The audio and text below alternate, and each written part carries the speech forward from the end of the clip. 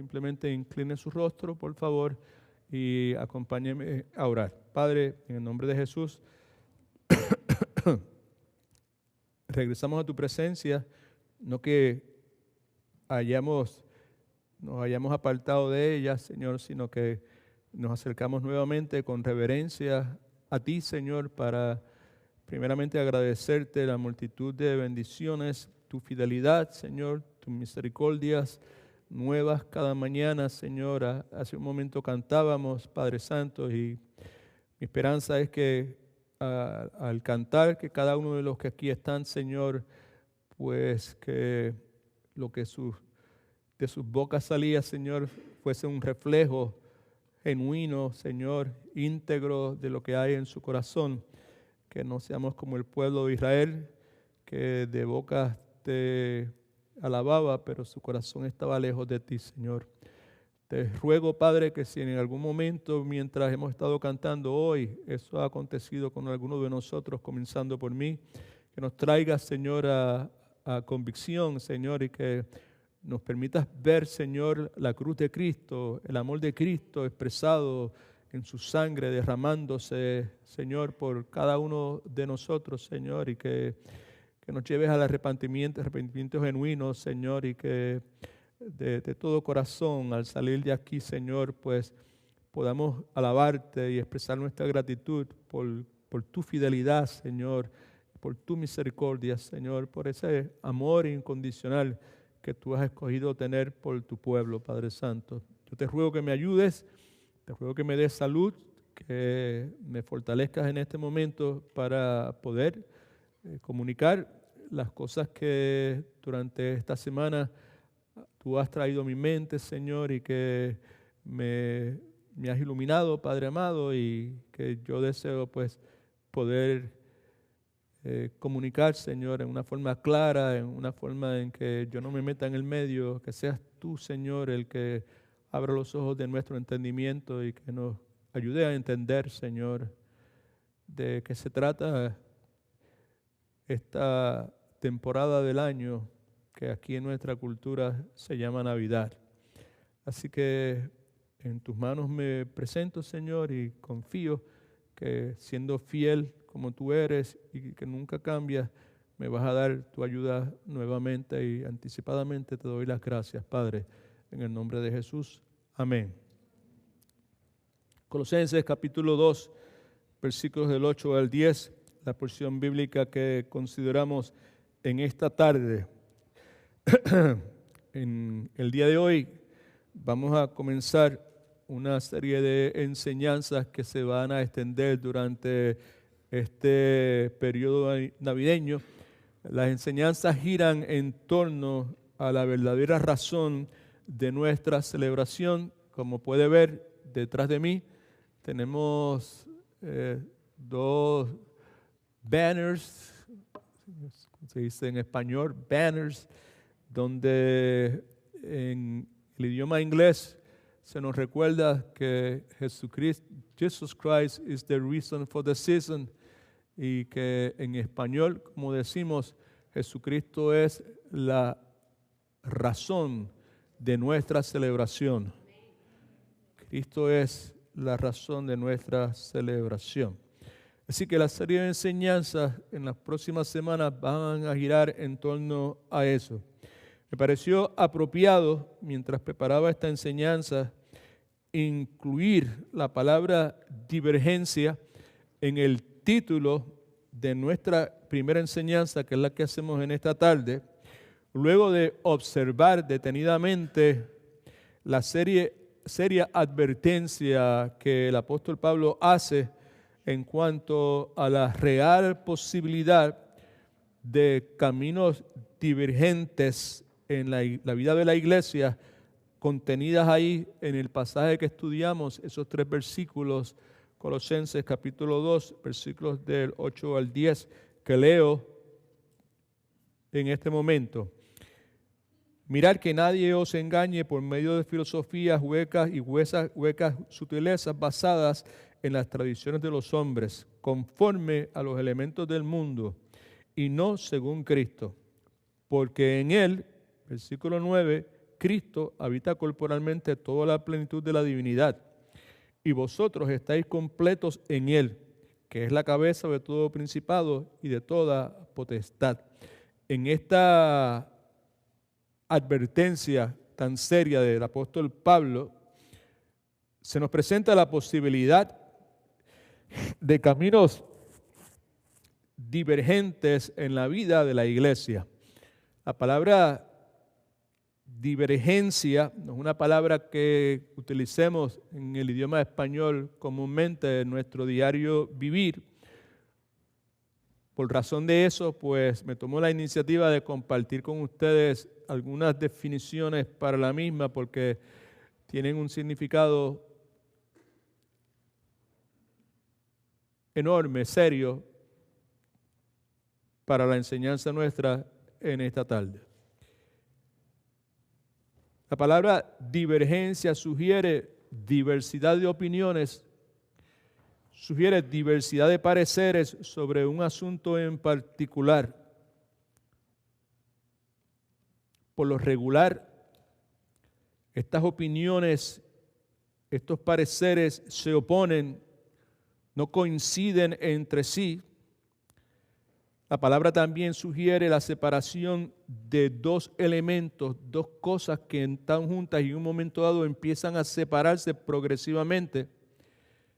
Y el resultado de esa separación es discordante. Hay una frase que se utiliza donde esta palabra está presente, que es la frase caminos divergentes. Sobre este particular, la posibilidad de tener caminos divergentes, leemos en el diccionario que la frase puede referirse a un camino que permite entrar a un lugar, por ejemplo, por la puerta norte, y otro camino que permite entrar a ese mismo lugar por la puerta sur. En Colosenses, capítulo 2, versículos del 8 al 10, Pablo está estableciendo un contraste. Escuche que es importante ahora. Lo que dije hace un momento de esas definiciones de la palabra no necesariamente tiene importancia para nosotros, pero de aquí en adelante sí hay importancia. Pablo, en esta porción bíblica, en estos 3 versículos que acabamos de leer, está estableciendo un contraste entre dos caminos divergentes o dos alternativas divergentes que el ser humano puede seguir. Yo quiero, por favor, que tome el bosquejo que le facilitamos y que mire la portada. Si mira la portada, se va a encontrar que hay una imagen ahí. Tiene el título, Ojo con el sutil engaño de la divergencia espiritual. Si se da cuenta, hay un hombre en lo que en inglés se conoce como a fork in the road. No sé cómo se traduce en español, pero el punto, la cuestión es que el ser humano llega a un punto en la jornada de su vida donde se encuentra con esa indecisión, esos caminos divergentes. Uno va en una dirección y otro va en otra dirección. Y el ser humano está en la necesidad de escoger en cuál de esos caminos va a seguir. Yo someto a su consideración que en Colosenses capítulo 2, versículos del 8 al 10, Pablo está sugiriendo la posibilidad real de que cada ser humano va a llegar a un punto en su vida donde va a tener que decidir en qué dirección voy a seguir. ¿Voy a seguir a la derecha o voy a seguir hacia la izquierda? En el contenido del pasaje es precisamente lo que vemos. Pablo dice nuevamente aquí en Colosenses capítulo 2, mirad, eso lo vamos a chequear ya mismo, que nadie os engañe por medio de filosofías y huecas sutilezas basadas en las tradiciones de los hombres. Ese es uno de los caminos. Llegaste a un punto y vas a tener que decidir si eso es lo que vas a seguir. O el otro camino es, en el versículo 9, y nos dice que esas filosofías son conforme a los elementos del mundo y no según Cristo, no tienen que ver nada con Cristo, no son de origen divino, es lo que quiero decir. ¿Okay? Versículo 9, porque en Él, en Cristo, corporalmente habita toda la plenitud de la divinidad y vosotros estáis completos en Él, que es la cabeza de todo principado y potestad. En otras palabras, el ser humano, Pablo está sugiriendo, va a llegar a un punto en el camino, ¿verdad?, donde se va a encontrar con dos alternativas divergentes, caminos divergentes, y una de ellas, de esos caminos, ese sendero a seguir, son las filosofías huecas y sutiles basadas en la tradición del hombre, y la otra alternativa que tiene es la enseñanza bíblica que está enfocada en la persona y la obra del Señor Jesucristo. El domingo pasado, mientras escuchaba la enseñanza de nuestro hermano pastor Marcer, en muchas de las cosas que sugirió, me vino a la mente precisamente esa imagen de que muchos de nosotros en la cultura eclesiástica aquí en los Estados Unidos, pues empezamos caminando en una dirección, pero llega un punto donde nos encontramos con ese fork in the road que tenemos que decidir para dónde vamos, si nos vamos a mantener fieles a la enseñanza bíblica enfocada en la persona y la obra del Señor Jesucristo, o si vamos a incorporar en nuestra vida filosofías huecas y sutiles basadas en la tradición del hombre para el destino nuestro, para el destino de nuestros hijos, para el destino de nuestras familias. Los colosenses se encontraban en un punto en su jornada espiritual donde tenían que escoger un camino u otro. Por ende, la pregunta delante de ellos era, ¿cuál de esos caminos vamos a escoger? O nuevamente, o vamos a continuar, vamos a escoger el camino que está caracterizado por las filosofías humanas huecas, sutiles, basadas en la tradición del hombre, que tienen origen demoníaco en su inmensa mayoría, yo diría totalmente, o voy a escoger nuevamente encaminarme en la enseñanza bíblica que está enfocada en la persona y la obra del Señor Jesucristo. El punto que estoy tratando de comunicar en esta introducción un tanto extensa es que mis hijos y sus hijos, mis nietos y sus nietos, vivimos en un mundo lleno de toda clase de tecnología sofisticada. ¿Alguien dice amén? Pero al mismo tiempo vivimos en un mundo que permanece profundamente espiritual. Hace un tiempo aquí en los Estados Unidos, de Pew Research, es una encuesta,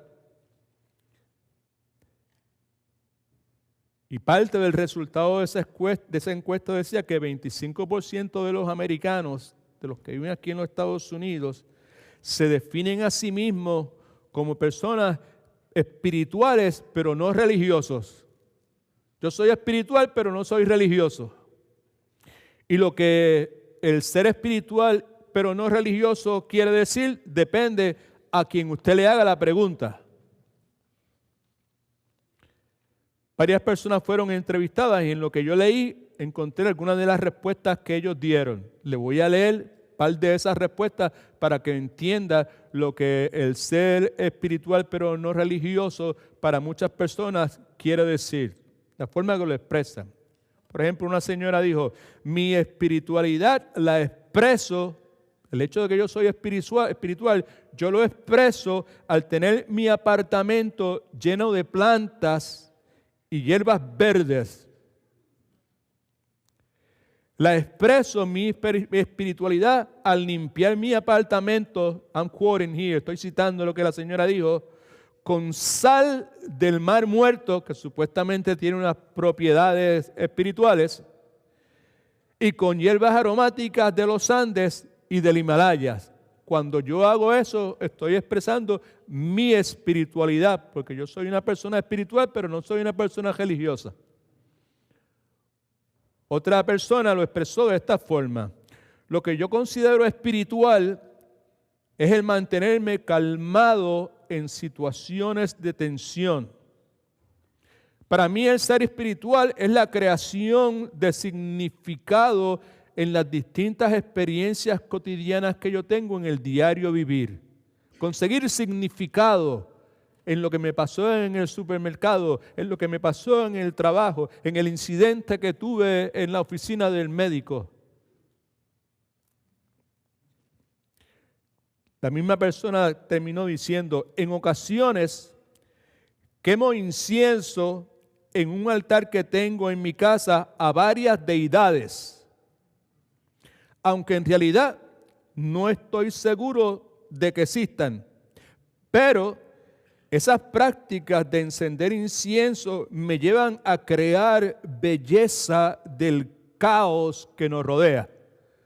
Now, espiritual pero no religioso, todo depende a quién usted le pregunta. Y quizás algunos se están preguntando: ¿y por qué usted está usando nuestro tiempo para hablar de esas tonteras? Para mí lo que resulta significativo de lo que leí sobre ese particular es que la inmensa mayoría de las personas que se entrevistaron, que se identificaron como espirituales pero no religiosas, en una forma u otra fueron criados en hogares evangélicos, en hogares cristianos. Hubo un momento en que se encontraron with the fork in the road. En un momento ahí que tuvieron que decidir si sigo las filosofías huecas, sutiles, engañosas, basadas en la tradición y la invención del hombre, o si me voy detrás de la enseñanza centrada en el carácter, la persona y la obra del Señor Jesucristo. Muchos de nuestros hijos llegan a ese punto y tristemente muchos de nuestros hijos criados en hogares cristianos, pasando por Seedling, The Underground y todos los distintos programas y conferencias, cuando llega el momento, escogen irse por el camino de las filosofías huecas, sutiles, basadas en la tradición del hombre, que cada una de ellas tiene origen satánico.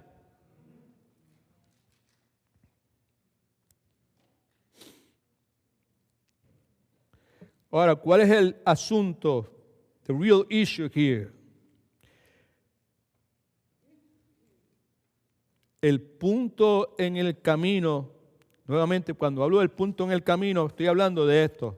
All right? Cuando diga el punto en el camino, el pastor está hablando de ese punto donde llego a ese lugar donde tengo que decidir si voy a la izquierda o si voy a la derecha. ¿Okay? El punto en el camino que confrontaba a los colosenses con la necesidad de escoger entre las nuevas filosofías y el mensaje de Pablo acerca de Cristo, es el mismo punto en el camino con el cual nosotros, nuestros hijos y nuestros nietos son confrontados en el día de hoy. Así que Colosenses capítulo 2, versículos del 8 al 10, tiene sin duda el propósito de enseñarnos hacia dónde, en qué dirección conducen esos dos caminos, y el propósito de Pablo, inspirado por el Espíritu Santo, al enseñarnos a dónde conducen esos ambos caminos, es con la intención de que usted y yo escojamos correctamente. Porque el asunto es que aquí todo el mundo va a escoger. En las próximas 4 o 5 semanas vamos a escoger. Durante esta semana, desde el lunes para acá, escogimos. ¿Qué fue lo que escogimos? ¿Qué fue lo que dirigió nuestra conducta? ¿Por cuál de esos dos caminos nos fuimos en esta semana que pasó?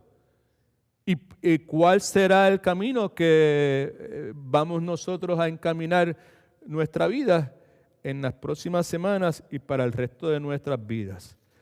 Mire ahí entonces en el versículo 8 del capítulo 2 de Colosenses que Pablo comienza con la palabra mirad, mirad, mirad, wake up, ojo al pillo, mirad, manténganse alertas. ¿Por qué razón, Pablo? Para que nadie os engañe. Engañe en griego sugiere la idea de robar.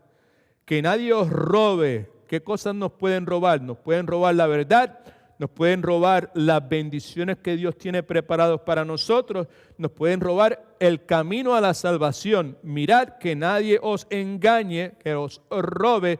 ¿Cómo lo van a hacer, Pablo? Por medio de filosofía y huecas sutilezas basadas en las tradiciones de los hombres. Por medio de filosofías. Aquí Pablo se refiere a cualquier teoría acerca de Dios, cualquier teoría acerca de la vida, cualquier teoría acerca del significado del mundo, cualquier teoría acerca de la plenitud espiritual, cualquier teoría acerca de la salvación. En particular, Pablo se está refiriendo al supuesto conocimiento, cuando dice filosofía, al supuesto conocimiento que según ciertos individuos falsos maestros en Colosas habían adquirido o alcanzado místicamente. Mirad que nadie os engañe por medio de filosofías y huecas sutilezas. Esa frase es interesante, sugiere engaños que son despreciables porque afirman ser verdad, pero en realidad son puras mentiras. Y no solamente eso, sino que Pablo nos dice que esas huecas sutilezas y esas filosofías están basadas en la tradición de los hombres conforme a los elementos, rudimentos del mundo. Se refiere a creencias simplistas y de paso, como todas las especulaciones humanas, como todas las ideologías humanas, como todas las teorías humanas, cada una de esas cosas surgen del sistema satánico y humano caído como resultado del pecado. De ahí es donde sale. Y concluye en este versículo 8 Pablo diciendo, y no según Cristo, en otras palabras, que esas filosofías, esas huecas sutilezas basadas en las tradiciones de los hombres conforme a los elementos del mundo, no tienen ninguna relación con Cristo, carecen de origen divino, es lo que quiere decir. Versículo 9. Ahora habla de Cristo, ahora habla de la otra opción. O te vas en esa filosofía hueca que se basan en la tradición de los hombres conforme a los elementos de este mundo, o te vas en la dirección de Cristo, ¿ok? Porque en él, versículo 9, en Cristo habita corporalmente toda la plenitud de la divinidad.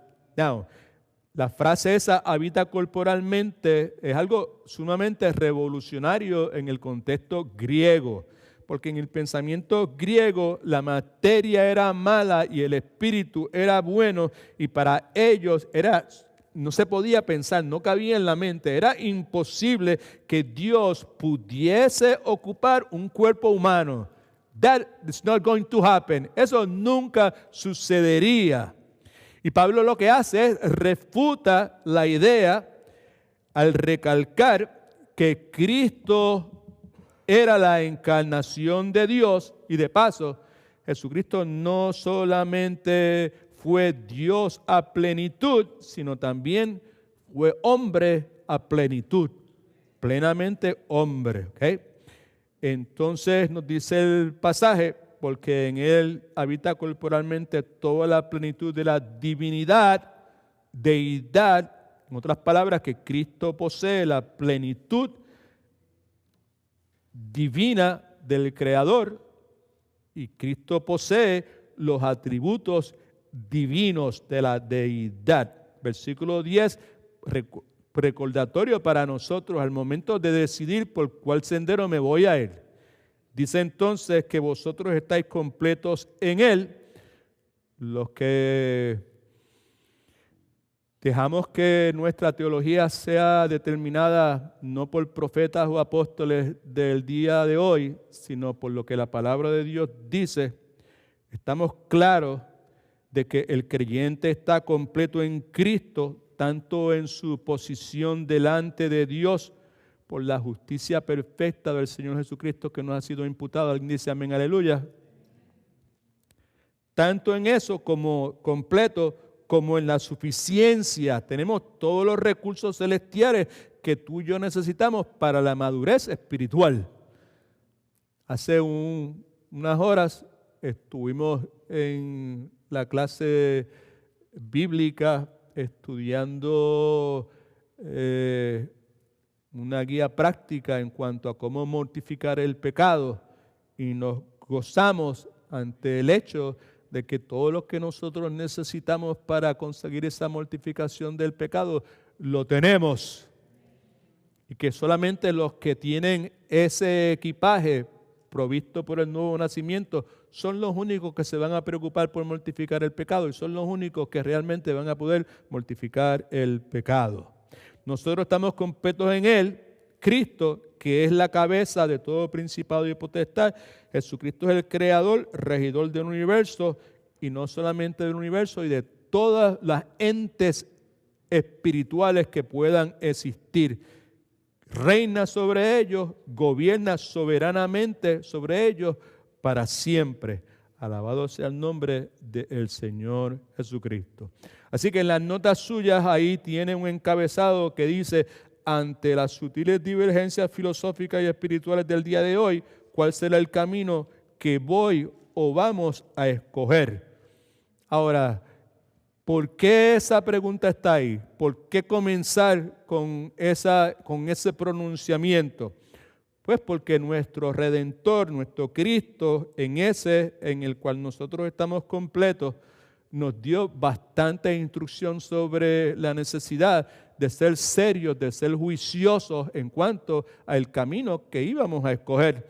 Mateo capítulo 7, del 13 al 14, esto es lo que dice: entrar por la puerta angosta, porque ancha es la puerta y espacioso el camino que lleva a la perdición. Tengo que asegurarme por cuál voy a entrar, porque hay uno que conduce a la perdición. Es ancho, es cómodo, nadie me va a criticar, nadie me va a censurar. Everybody's going to be happy with me. No one is going to make fun of me. Y son muchos los que entran por ella, pero angosta es la puerta y angosto es el camino que lleva a la vida abundante, a la vida eterna, a la salvación. Y son pocos los que la hallan. Así que, ¿por qué esa pregunta? Pues por lo que Cristo dijo. También podemos tomar en consideración lo que Salomón, inspirado por el Espíritu Santo, nos recuerda. Proverbios 14:12 dice: hay camino que al hombre le parece que this is the right one, pero es camino que lleva ¿a dónde? A la destrucción. Por consiguiente, pues, delante de mí tengo toda clase de divergencia filosófica, sutil, espiritual. Yo necesito determinar, yo necesito saber, yo necesito asegurarme que el camino que voy a escoger es el camino que conduce a la vida eterna, no el camino que conduce a la destrucción. Por lo menos, si nuestra mente, si nuestro pensamiento está saludable. Si no está saludable, si está alterado por sustancias, si está alterado por golpes que hemos recibido, si está alterado por algunas razones, pues se puede entender. Pero si estamos en nuestro sano juicio, pues es lógico pensar que ninguno de nosotros quiere escoger camino que conduzca a la destrucción. ¿Amén? ¿Será que hay alguien aquí? No, yo quiero que me diga cuál es el camino que conduce a la destrucción, porque yo quiero ir por el camino que conduce a la destrucción y llevarme a mis hijos y a todo el mundo enredado por el camino que lleva a la construcción. Yo soy ese. No levante la mano nadie, por favor. Nadie en su sano juicio quiere hacer eso. Pero la Escritura nos dice con claridad que hay un camino que lleva a la muerte que parece derecho, que parece que es el correcto. Sin embargo, su fin es destrucción. Y es precisamente la consideración que Pablo está haciendo. Dice, watch out, tengan cuidado, keep your eyes open, ojo al pillo, porque puede ser engañado, los van a robar. ¿Cómo? Por medio de filosofías y huecas sutilezas basadas en las tradiciones de los hombres, conforme a los elementos del mundo, y no tienen nada que ver con Cristo, no tienen origen divino, pero son huecas, son sutiles, sounds good, son atractivas, nadie te va a censurar, vas a ser parte de la mayoría, todo el mundo va a decir, fine, you're okay, you're not weird, you're not a nerd. Pero su camino, su fin, nuevamente, es perdición. Así que debemos orar para que nuestro Padre Celestial, por medio del ministerio iluminador del Espíritu Santo, nos atraiga a la persona del Señor Jesucristo, y que en esta tarde mi esperanza es que su luz sea sobre nosotros y se convierta en esa lámpara a nuestros pies y lumbrera a nuestro camino. Así que ante la pregunta, ¿cuál será el camino que voy o vamos a escoger? Tenemos dos caminos que ya lo hemos identificado con claridad, pero ahora los identificamos de una forma más específica. Primeramente, el camino que conduce a las filosofías de sistemas religiosos, espirituales, políticos, económicos o educativos presentes en las tradiciones de los hombres. Versículo 8 nuevamente, mira que nadie te engañe por medio de filosofías y huecas sutilezas basadas en las tradiciones de los hombres, conforme a los elementos del mundo y no según Cristo. Normalmente cuando pensamos en filosofía, para algunos de nosotros lo que viene a nuestra mente son nombres como Sócrates, Aristóteles, Cícero, hombres de gran intelecto, hombres de pensamiento abstracto. Sin embargo, lo que Pablo tiene en mente al usar la palabra filosofía aquí en este momento son sectas que enfatizaban, entre otras cosas, misterios, secretos ocultos, prácticas místicas y esotéricas. De eso es que Pablo está hablando en ese momento. Para mí continúa siendo significativo el hecho de que Pablo utiliza palabras como engaño, vacío, sutil, hueco, al referirse a ese tipo de filosofías. Y me parece también que es correcto aplicar esos términos engaño, vacío, sutil, hueco.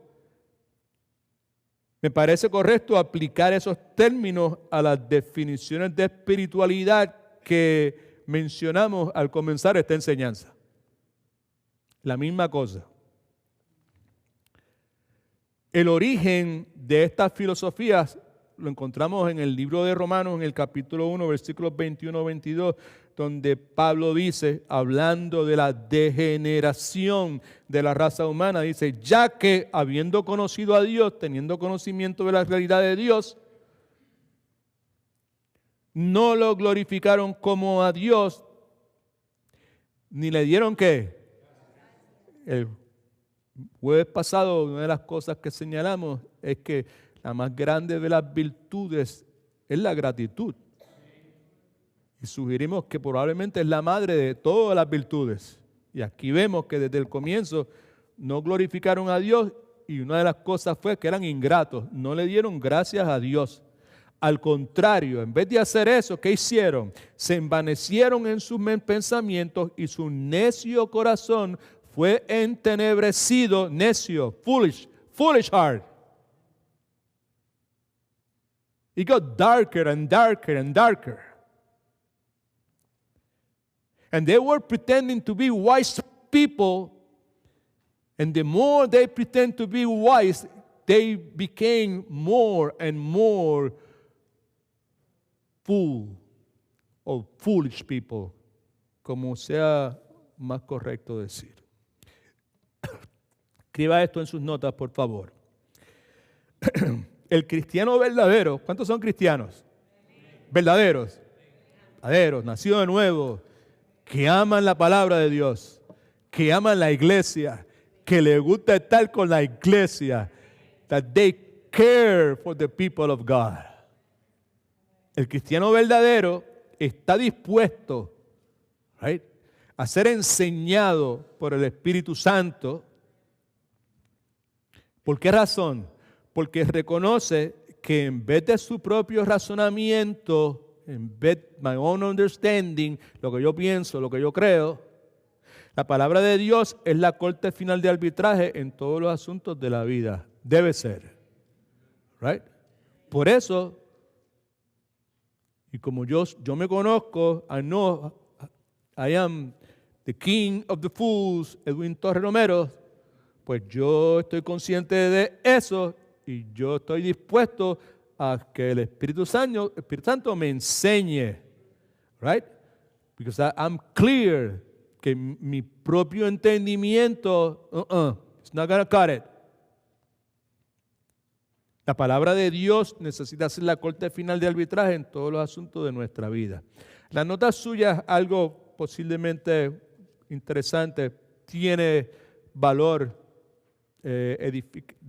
para edificarnos también. Las filosofías y las enseñanzas huecas y vacías, según Pablo, están basadas en dos cosas. Primeramente están basadas en tradiciones humanas, nada nuevo. Cristo hablando del pueblo de Israel, hablando de fariseos y escribas. En Mateo 7, 8 y 9, mire lo que dice. Porque dejando el mandamiento de Dios, está hablando específicamente a los fariseos y a los escribas, os aferráis a la tradición de ¿quiénes? De los hombres. Ahí identifica una serie de rituales, los lavamientos de los jarros y de los vasos de beber, y hacéis otras muchas cosas semejantes, las inventan, las crean. Y Cristo le decía también, bien invalidáis el mandamiento de Dios para guardar vuestra tradición. En otras palabras, el mandamiento de Dios, olvídate de eso. No me venga con esa historia. ¿Para qué? Con el propósito de guardar o vivir conforme a la tradición. En el día de hoy, we have the same issue. Es la misma situación que como adultos enfrentamos, que nuestros hijos enfrentan y que nuestros nietos también enfrentan.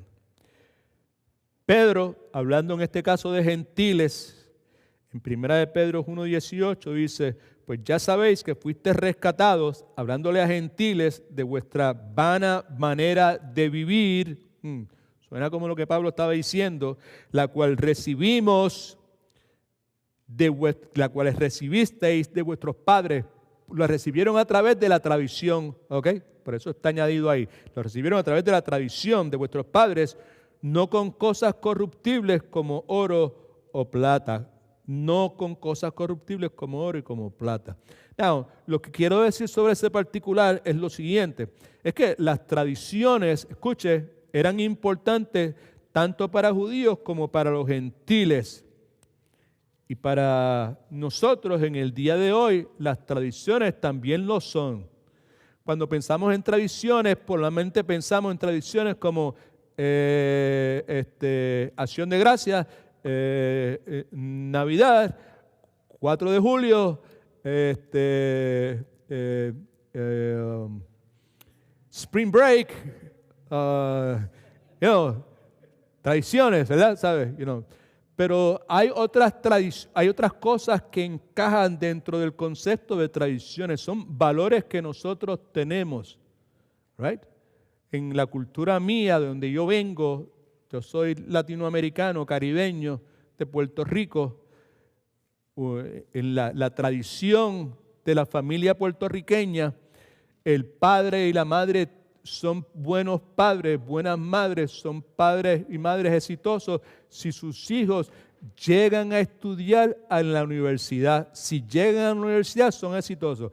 Y si se gradúan de la universidad, pues entonces hay que canonizar a esos padres. ¿Sabe?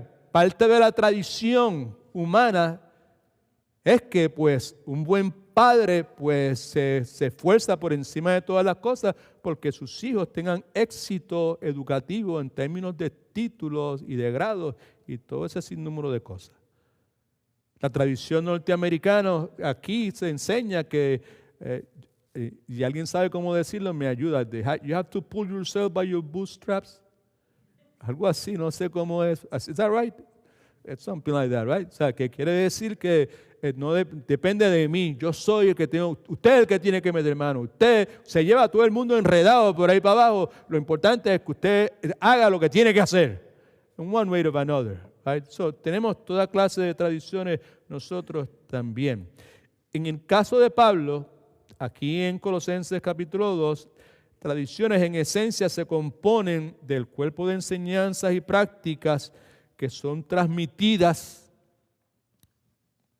podría ser por padres religiosos, la cultura religiosa o de grandes pensadores, en este caso pensadores, filósofos, falsos maestros, que habían tenido acceso a estos secretos, a este conocimiento que había estado oculto por tanto tiempo y que ahora a través de experiencias místicas y esotéricas, sounds familiar, right?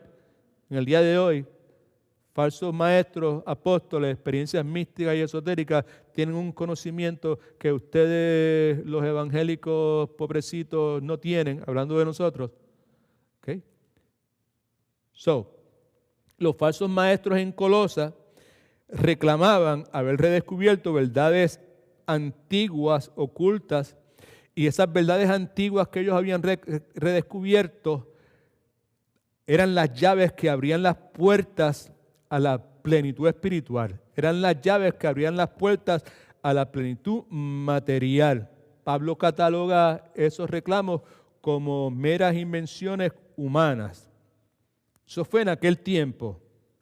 Eso no tiene que ver nada conmigo, sí tiene que ver contigo, porque en el día de hoy, en nuestra mente, en nuestra conducta, cargamos, llevamos con nosotros toda clase de prácticas, de principios que nos han sido transmitidos por nuestros padres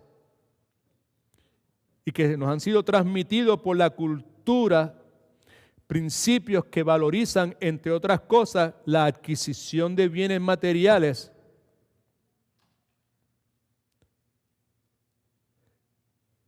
Que valorizan, entre otras cosas, los logros académicos y sobre todo que enfatizan sobre todas las cosas la búsqueda de placer. Y tú y yo vivimos en la capital mundial del entretenimiento, del placer, la ciudad de Orlando. En caso de que no lo supieras. Escriban sus notas, por favor. En la mayor parte de los casos, la tradición del hombre lo que ofrece es ignorancia y falsedad. Solamente la tradición de Dios en su palabra es la única fuente de verdad. Solamente la tradición de Dios en su palabra es la única fuente de verdad. ¿Ok? Así que la filosofía y las enseñanzas huecas y vacías están basadas primeramente en las tradiciones de hombre y segundo, en los elementos del mundo, añádale por ahí en algún lugar espirituales, los elementos espirituales del mundo o los elementos del mundo espiritual, cualquiera de esas formas, pues yo le voy a explicar ya mismo por qué vamos a añadir esa palabra. La porción bíblica que tenemos ahí está en el libro de Efesios, el capítulo 6, versículo 12. Pablo dice, porque no tenemos lucha contra sangre y carne, sino contra principados, potestades, gobernantes de las tinieblas de este mundo, y concluye identificándolos más específicamente contra huestes espirituales de maldad. Cada una de esas cosas principados son huestes espirituales de maldad, potestades huestes espirituales de maldad, gobernantes de las tinieblas, la misma cosa, en las regiones celestiales. Ahora, ¿cuál es el punto? El punto es que la filosofía a la cual Pablo hace referencia, que está basada ¿en qué? Está basada en las tradiciones del hombre, ¿cierto? ¿Sí? Pero detrás de esas tradiciones del hombre siempre ha habido y siempre habrá un poder siniestro que emana, que surge de demonios y huestes espirituales de maldad. That's the point. Así que Pablo está diciendo, me parece escucharlo, cuando dice, mirad, no te distraigas, abre los ojos, no se confundan, no importa lo bonito o lo secular que lo pinten, porque muchas de las filosofías que hay dentro de los centros educativos aquí en los Estados Unidos están por lo regular tienen el sello de agnóstico o ateos, right? No importa, o secular, esto es secular. No importa lo mucho que insistan en que es secular, no importa lo bonito que lo pinten, detrás de todo eso está el poder espiritual real de lo malo o de la maldad de demonios. Escriba esto en sus notas, por favor. Lo que los herejes de Colosas ofrecían no era progreso en el conocimiento espiritual. Lo que ofrecían era retroceder a la infancia espiritual, al mero comienzo de la creación de Adán y Eva en su insensatez al responder y ser persuadidos por Satanás y a las doctrinas de demonios. ¿Okay?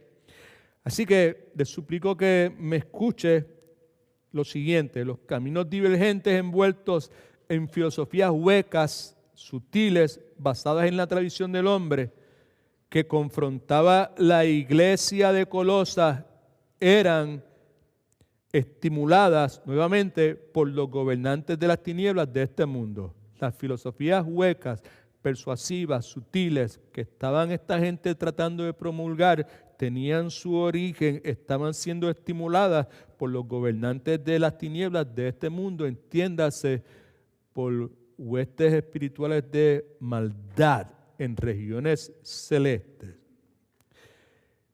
Y usted y yo necesitamos entender que esos mismos gobernantes de las tinieblas de ese mundo, conforme a lo que leemos en Efesios capítulo 6, versículo 12, continúan promoviendo sus productos en el día de hoy, lo único que los promueven con unos nombres distintos.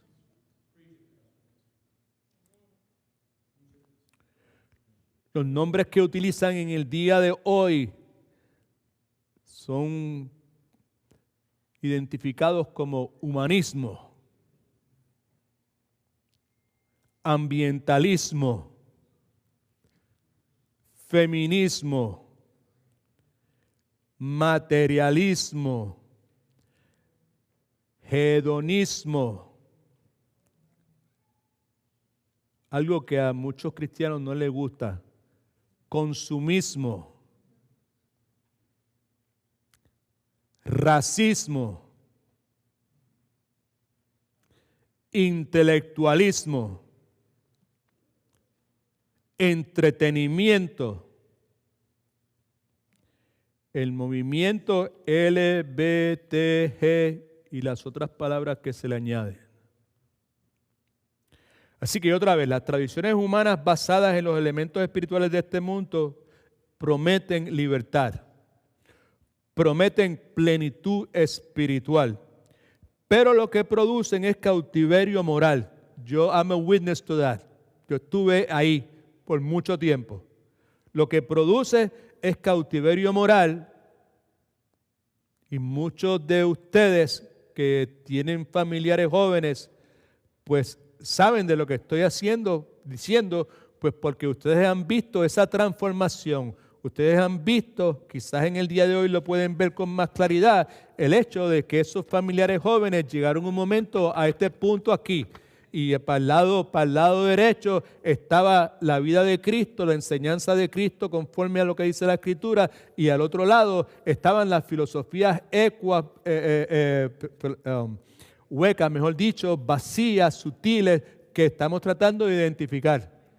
Y el resultado de haberse ido en esa dirección de las filosofías huecas, ¿qué ha sido? Que en el día de hoy están viviendo en cautiverio moral. En el día de hoy viven en un cautiverio intelectual, porque ahora, pues, ¿sabes? Ahora, pues, mi cabeza está llena de toda esta información que es contrario a lo que la palabra de Dios dice, y es una batalla que tengo acá arriba.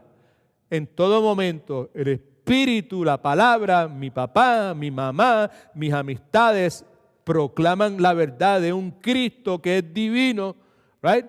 Un Cristo en el cual habita corporalmente la plenitud de la divinidad, de la deidad, pero mi intelecto, el cual yo me he hecho partícipe porque llegó un momento que llegué a ese punto en el camino y en vez de tomar el sendero correcto, me fui por el camino que no lo era.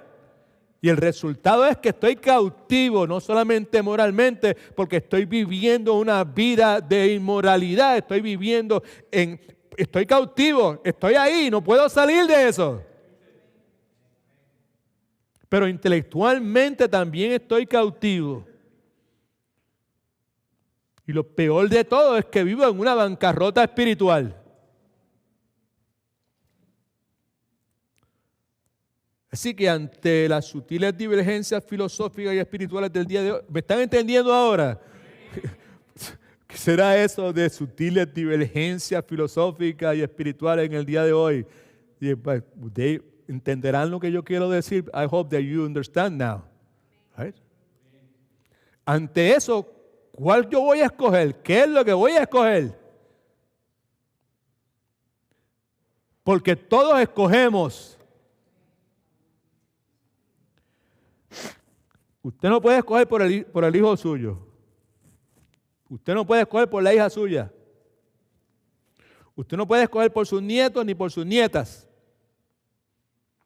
De la misma forma que sus padres no pudieron escoger por usted. Alguien dice amén, aleluya. Let's get real. Y nosotros, los que hemos tenido que pasar por la experiencia de ver seres queridos escogiendo incorrectamente, pues necesitamos con más fuerza, con más determinación, pararnos más y más firmes en la verdad bíblica de ese Cristo que en el cual habita corporalmente la plenitud de Dios, de la divinidad, y confiar en ese Cristo. Saber que Él está en control de todo. Él es Rey de Reyes, es Señor de Señores. Y gozarnos ante la verdad bíblica de que absolutamente nadie puede ir a los pies de Cristo, nadie puede regresar a los pies de Cristo, a menos que ese Padre Celestial, que es bueno, que no quiere que nadie se pierda, lo lleve. Y mientras ese Padre Celestial continúe siendo ese mismo Padre Celestial, hay esperanza para ese que en un momento dado llegó a ese punto y se fue por el camino incorrecto. ¿Cuántos alaban a Dios? Aquí no hay espacio para estar molesto con Dios. No hay espacio para estar molesto con el predicador que habla la palabra de Dios como es en realidad.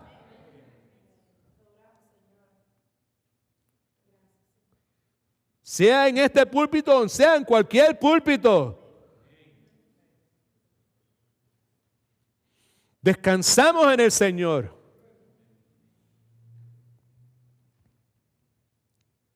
¿Qué camino va a escoger?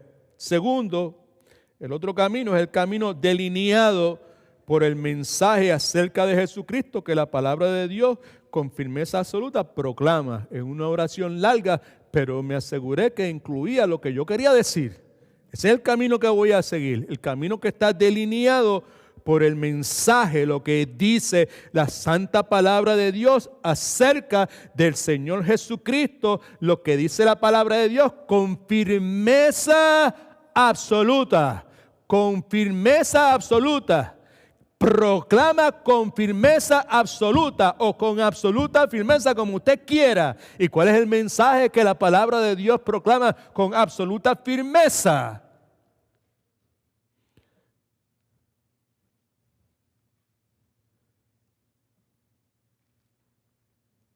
Como diría Gigi Ávila, cójalo porque no pica. Esa es la verdad absoluta. Porque en Él, Cristo Jesús, en Él habita totalmente, en todo momento, desde el principio hasta el final. Nunca fue más, nunca fue menos. En Él habita corporalmente toda, y toda es la plenitud de la divinidad. Si tú eres creyente, young people, if you believe that, you are going in the right direction. If you don't believe that, no te vistas que no vas. What that means, pastor? Quiere decir que si tú no crees eso, pues you have a big hole in your belief. Ese pasaje bíblico probablemente es uno de los pasajes bíblicos más importantes, más cruciales. That's the most solid foundation in the whole scripture, probably. Para los que somos de la fe en el Señor Jesucristo. En Él, en Cristo, habita toda la plenitud de la divinidad. I ask you right now, do you believe that? Do you understand that? Te has apropiado de eso, lo has hecho parte de ti. Sí, eso es mío, ese es mi Cristo, en el cual existe total, la plenitud total de Dios. Y no solamente eso, sino que yo estoy completo en Él.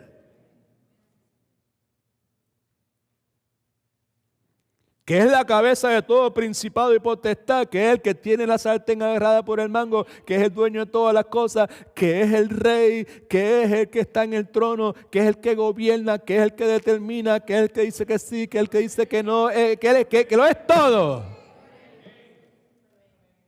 Completos en Él.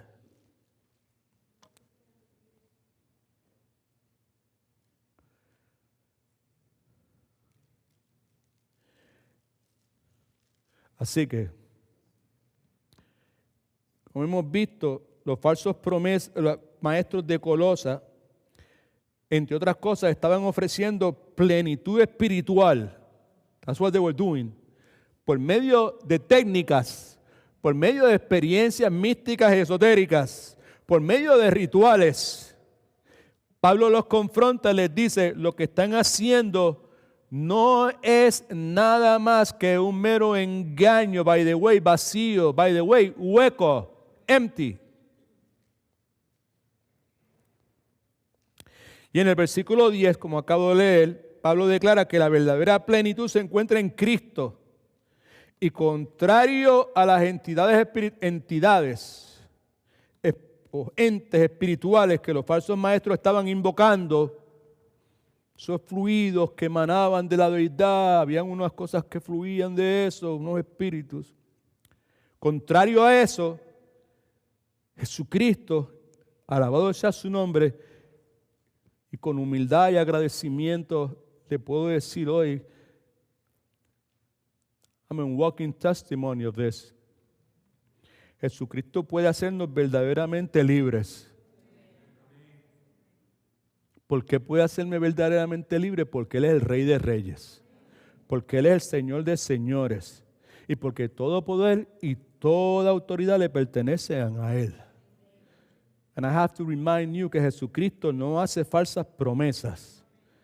También que la verdadera libertad y la verdadera plenitud están solamente disponibles en Cristo Jesús.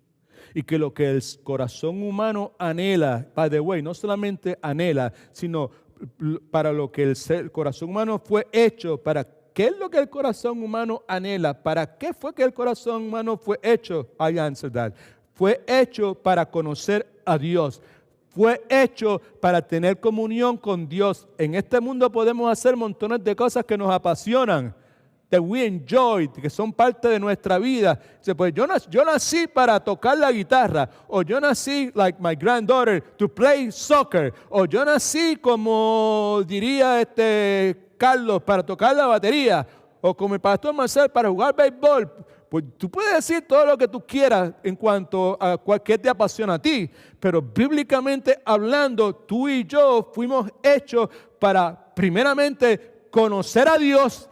Por eso, that's why we're not a dog. Por eso no somos un perro o un gato. That's why we're human beings. We have the capacity to know God. So that's the main purpose for us, to know God and also to have communion with God. No solamente saber que Dios está ahí, sino para tener comunión con Él. Y eso solamente puede hacerse a través de Jesucristo. Gloria al nombre del Señor. Así que Pablo está diciendo que el engaño sutil de la filosofía y la perspectiva humana van cogidas de la mano. Human perspective, filosofía hueca de tradiciones humanas, de un pájaro, las dos alas. Esas cosas emanan de los poderes siniestros demoníacos que gobiernan las tinieblas de este mundo. Ya lo he dicho varias veces, tengo que repetirlo porque está en el pasaje. Es importante para nosotros tener presente para saber con qué es que estamos luchando. Pero Pablo también nos recuerda que la fe cristiana genuina descansa. Fe cristiana genuina. I have to repeat that many times. Descansa en Cristo Jesús. Ese en quien reside todo poder y toda autoridad.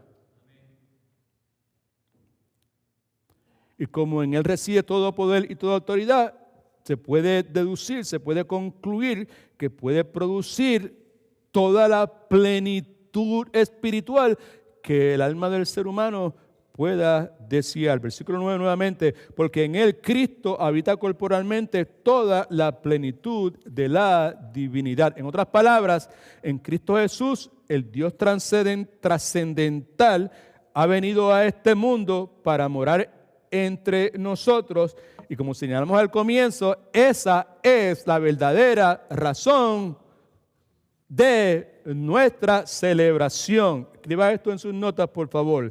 Sin duda, los herejes en el tiempo de Pablo y los que en el día de hoy también hay, negaban la deidad de Cristo. Esa falsa enseñanza era y es parte del sistema religioso diseñado por Satanás y propagado por la raza humana por medio de todas estas filosofías, todos estos pensamientos, todos estos intelectuales, todos estos grandes pensadores. Esto es lo que dice la Escritura, palabra de Dios. Una virgen concebirá y dará a luz un hijo y le pondrás por nombre Emanuel. ¿Qué es lo que quiere decir? Que significa Dios con nosotros. Ahí en las notas suyas escribimos algo en cuanto a lo que nosotros como iglesia creemos. Creemos. El único redentor de los elegidos de Dios es el Señor Jesucristo. Si usted es hijo de Dios, usted es parte de los elegidos de Dios, usted solamente tiene un redentor y ese redentor es Jesucristo. No hay otro redentor. Y ese redentor, que es Jesucristo, siendo el eterno Hijo de Dios, desde antes de la fundación del tiempo, en su momento se convirtió en hombre. Eso fue y continúa siendo Dios y hombre en una misma persona para siempre. Yo le sugiero que usted circule eso y en determinado momento lo lea y lo relea y medite en la implicación que eso tiene. En conclusión, permítame decir 2 o 3 cositas más. En medio de tanta divergencia espiritual, espero que ya tenga una idea de lo que la palabra quiere decir. Como iglesia en sus pasos, nosotros escogemos creer que ese, cuya carne fue rasgada, fue lacerada por los látigos de los romanos, que ese cuyas manos y cuyos pies fueron clavados en la cruz del Calvario, ese era y es Dios.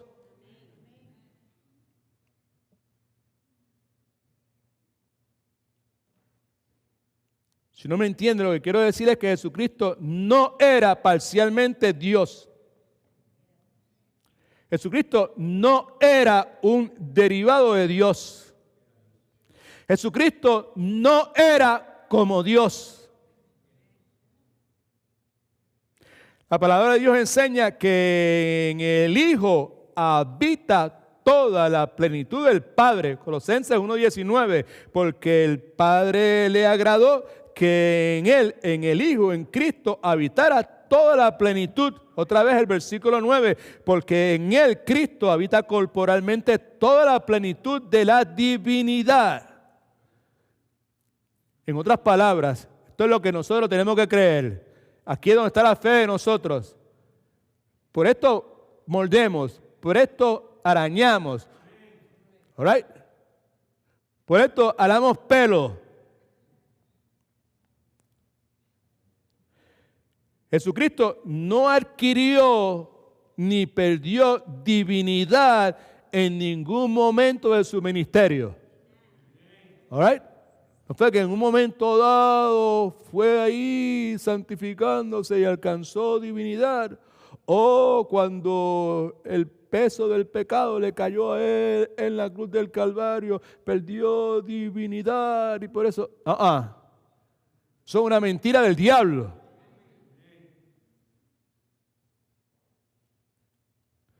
Cristo no adquiere divinidad tampoco en el momento de su resurrección.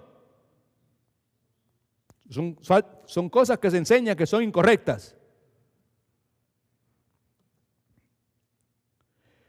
El punto es que el Cristo que fue concebido por una virgen, el que sufre a manos de Poncio Pilatos, cuyo cuerpo es crucificado, muerto y sepultado, ese hombre con letra mayúscula, hombre, era y es el Dios cuya gloria a Cristo, cuya inmensidad llena el universo y cuyo trono es el cielo, desde donde reina y gobierna soberanamente en el día de hoy y para siempre.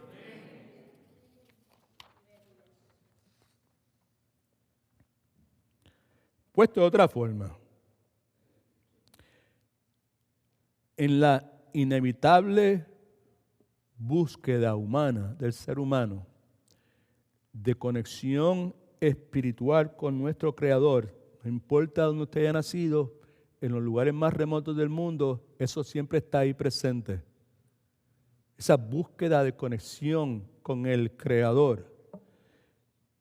Y en esta inevitable búsqueda que nosotros tenemos seres humanos de conexión espiritual con nuestro Creador, no vamos a encontrar respuesta en los baños con sal del Mar Muerto con hierbas aromáticas de los Andes y del Himalaya.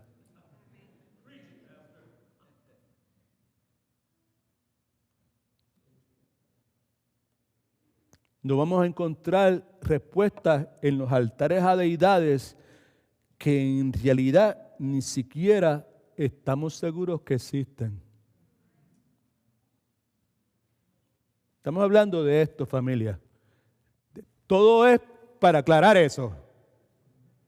Es para aclarar eso. Esta enseñanza la tenemos para aclarar eso. No al mundo afuera, para nosotros. Los que reclamamos que somos de Cristo. Es para nosotros. Solo hay un lugar donde la plenitud de Dios puede ser encontrada. Y ese lugar es la persona del Señor Jesucristo. No hay otro lugar. Escriba esto en sus notas, por favor. Si alguien le está ofreciendo espiritualidad,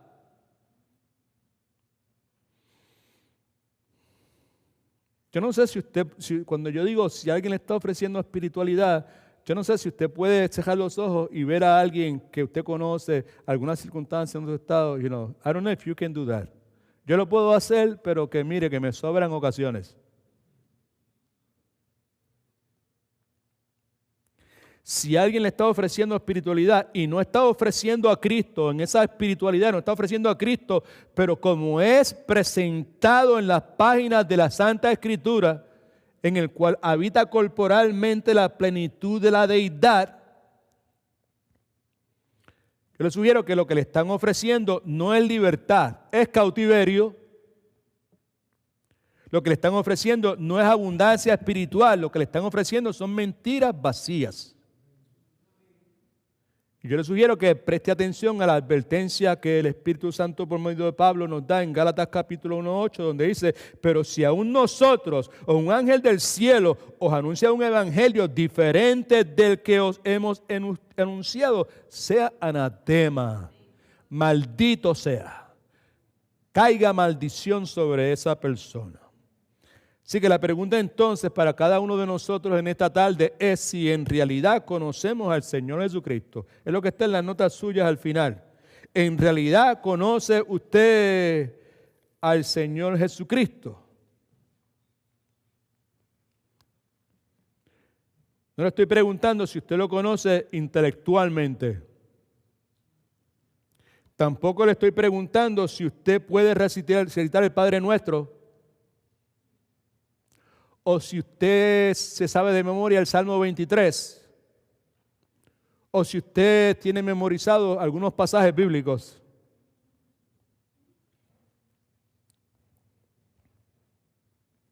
Tampoco le estoy preguntando si usted es de las personas que observa algunas tradiciones relacionadas con la persona de Jesucristo, sea Navidad, sea, a mí me gusta decir Pascua, la Pascua, ¿right? Porque Easter, pues el nombre como tal tiene un origen pagano.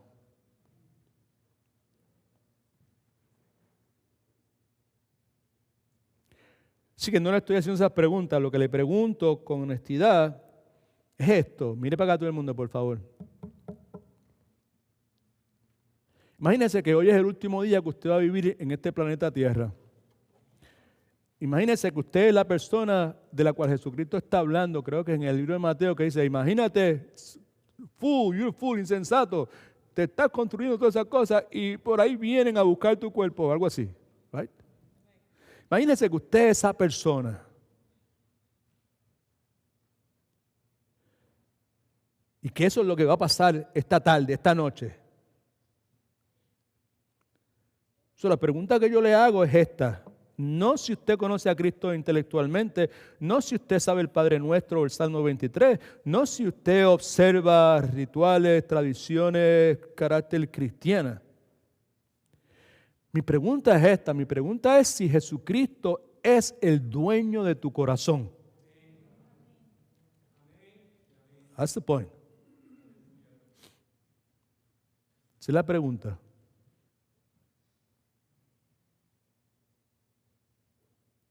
Mi pregunta es si Jesucristo es la prioridad número uno de tu vida.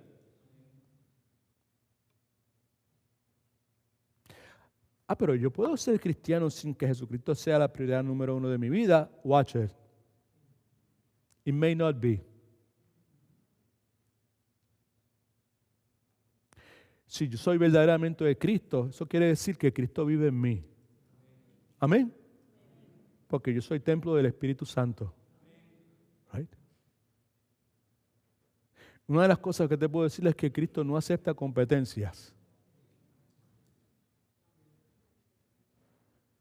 Él demanda lealtad absoluta a Él. And I would say this to you, to all of you, especially to the young people. Hopefully, you have a cleaner mind than us, the adults or viejos, and you can figure this out. Hopefully, I will be able to say it in English. If I don't express myself properly, I know that your parents will help you translating for me on the way home. Christ needs to be priority number one. Nothing can be above Christ, in place of Christ.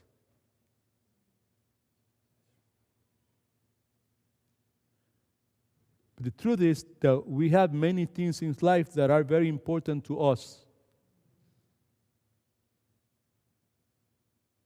As a parent, as a father, I used to have and I still have a son and a daughter. And when they were a little child, they were a major competition with Christ for being number one priority in my life. So you may not have children now because you're young, but you still probably you have things in your life that are so important to you that probably they are in competition with Christ.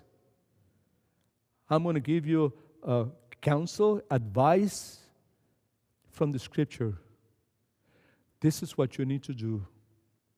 First of all, make sure that you know in your heart that you love Christ, that He is your Savior, and that you want to honor Him, having Him being number one in your life. And then what you do is that those things that are dear to you, that you value so much, what you do is you take them and you in your room, you go and you kneel somewhere and say, Christ, I give this to you. I like them. They're not a sin, but I don't want anything in my life that can take your place. I give them to you. And I'll tell you this. This is what's going to happen. God is going to give those back to you. But He's going to give them back to you now clean. Completely clean. And they will no longer be in competition with Christ. And if they ever do, the Holy Spirit is going to bring back to you that moment when you say they're yours. I do remember the day that I did that with Sister Rosita and Brother Marcel. They were kids. They were the main thing in my life. And I realized that I was sinning against God. I gave them to God. And God gave them back to me.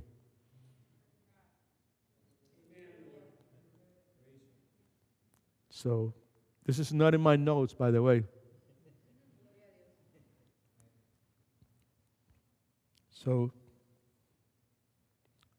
the question is, si Jesucristo es el dueño de tu corazón, si Jesucristo es la prioridad número uno de tu vida, si Jesucristo es tu Rey soberano y para siempre tu Señor. Con humildad, con toda humildad y el temor de Dios, consciente de mi pobreza espiritual con la cual lloro todos los días, espiritualmente en mi corazón me fastidia mi pobreza espiritual, yo no quiero pecar contra Dios. Le pregunto, ¿conoce usted realmente a Jesucristo? ¿O para usted Jesucristo es un juego? ¿O es simplemente una rutina religiosa?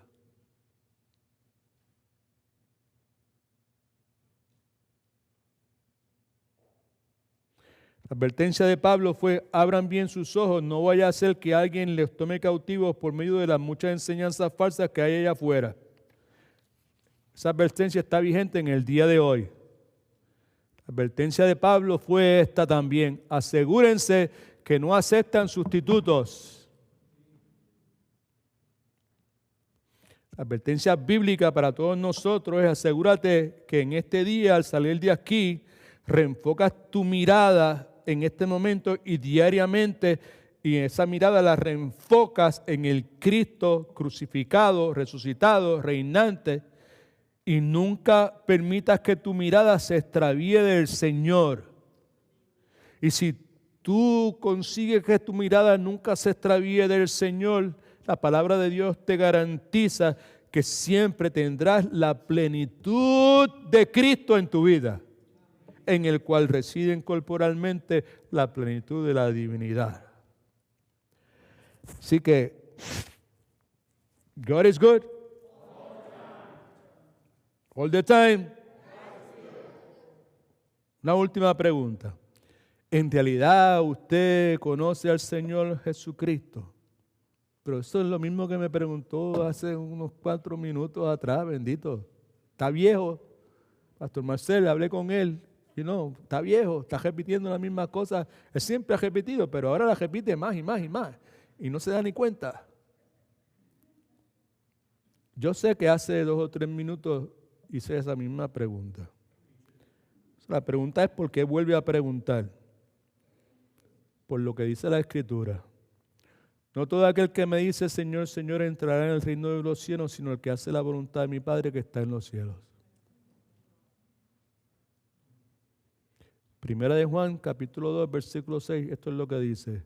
El que dice que permanece en mí, el que dice que está en mí, en él, Cristo, debe andar como él anduvo.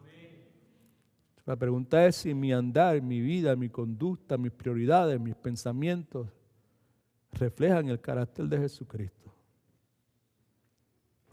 Así que en Cristo habita corporalmente toda la plenitud de la divinidad, de la deidad.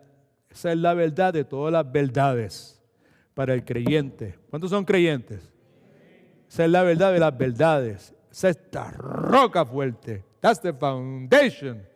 En Cristo habita corporalmente toda la plenitud de la divinidad, de la deidad. Último pasaje y oramos.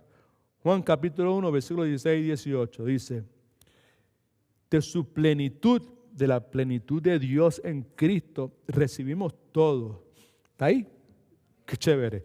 Y gracia sobre gracia. Es lo que recibimos hoy. Por eso estamos aquí, por la gracia de Dios. Porque la ley fue dada por medio de Moisés, pero la gracia y la verdad vinieron por medio de Jesucristo. Mire qué lindo el versículo 18. A nadie, mejor dicho, a Dios nadie lo ha visto jamás. El unigénito Hijo que está en el seno del Padre, Él lo ha dado a conocer. ¿Quién lo dio a conocer? Emmanuel. Emmanuel lo dio a conocer. Dios con nosotros. Y Dios con nosotros es la verdadera razón de nuestra celebración. Por lo tanto, rehusamos, decimos que no a la posibilidad de aceptar sustitutos. En estas próximas 4, 5, 6 semanas, en lo que resta de año, métase eso en la mente. Rehúse aceptar sustitutos. Aquí la razón por la cual estamos celebrando es porque Dios habita con nosotros ahora, porque en Cristo Jesús habita corporalmente la plenitud de la divinidad. Y by the way, uno sea el grupo bien pequeñito de los que han decidido decirle que no a la tradición humana. All right. Mucho de lo que hay en este periodo de Navidad es tradición humana. Mucho, la inmensa mayoría. Y si es tradición humana, quiere decir que el origen no es divino, no es de Cristo. Por más bonito que lo pinten, por más luces que le pongan, por más atractivo que se pueda ver. Asegúrese que usted pone a Dios primero. Amén. En todas las cosas. Asegura que usted es responsable con las cosas de Dios primero. ¿Ok? Right. Toda la exhortación que el pastor Marcel dio los otros días. El día de acción de gracias. Right. Con relación, cuando vayamos a la mesa, estemos rodeados de distintas personas que sean creyentes o no sean creyentes, ¿cómo debíamos conducirnos? That was a very pastoral advice, ¿verdad? Gloria al nombre del Señor. God is good. All the time. All right, con el favor de Dios, nos vemos un ratito en el tiempo devocional el martes y nos vemos de regreso el miércoles. Y seamos fieles, familia, ¿ok? En este periodo, particularmente con nuestras finanzas y esas cosas así, seamos buenos administradores y asegurémonos que ponemos a Dios en el lugar que le corresponde, ¿right? Y las celebraciones que hagamos, asegúrense que las celebraciones no estén centradas en puro hedonismo, en sentirme bien, en diversión, en placer, en consumismo, ¿verdad? Y nada de esas cosas, que esté centrado en el carácter, la humildad, la sencillez de nuestro Señor y Salvador Jesucristo. ¿Ok? So, Padre, gracias en nombre de Jesús te damos por el tiempo que nos has dado. Gracias, Señor, por tu palabra. Gracias porque, pues, tú no mientes, Señor, y tú vas a lograr el propósito por el cual tú la enviaste en el día de hoy, Señor. Te ruego por los muchachos jóvenes que están aquí, Señor, y los niños.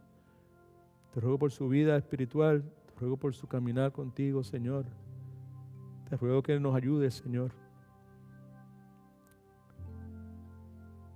a nunca, Señor, evitar que nuestros hijos vayan a Cristo. Tú, amado Salvador, le dijiste a los discípulos, dejad a los niños venir a mí, que de ellos es el reino de los cielos.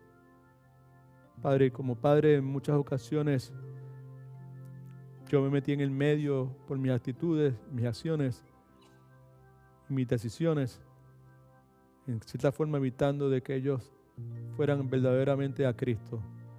Ayúdanos, Señor, a reconocer la seria responsabilidad que tenemos, el enorme privilegio que tenemos de modelar a Cristo, al Cristo bíblico, al Cristo verdadero, para nuestros hijos, mientras los tenemos alrededor nuestro.